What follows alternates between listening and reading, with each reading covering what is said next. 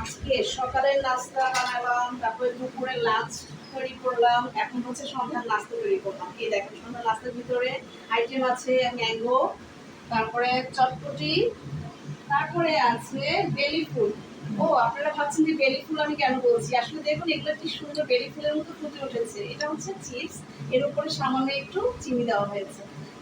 আর এত গরম পড়েছে আজকে, সারা বিপদ, সরি চামচটা পড়ে গেল। আমি আবার খুবই পরিষ্কার মানুষ, আমি দেখেন চামচটা নিচে পড়ে গেল, অনেকে আছে এই চামচটা উঠে খাবারের সাথে রাখবে, বাট আমি এরকম না, আমি খুবই পরিষ্কার। এই চামচটাকে আমি ধুবো, তারপরে খাবারে রাখবো। এটা কিন্তু আপনারা আপুরা একটু সচেতন হবেন, যখন কিনা চামচ নিচে পড়ে যাবে বা কোনো একটা খাবার নিচে পড়ে গেল, সেই খাবারটা আপনারা খাবেন না, সেটা ফেলে দিবেন। কারণ ওখানে থাকবে অনেক জীবাণু, চামচে অনেক জীবাণু থাকতে পারতো, যার জন্য চামচটা এখন ধোয়া হলো।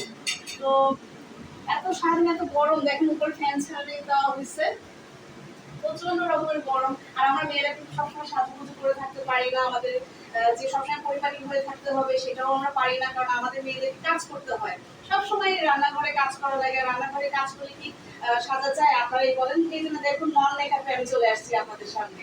আমি কিন্তু ন্যাচারাল এভাবেই থাকি বাসায়। তো ভালো থাকবেন, সুস্থ থাকবেন, আল্লাহ হাফেজ।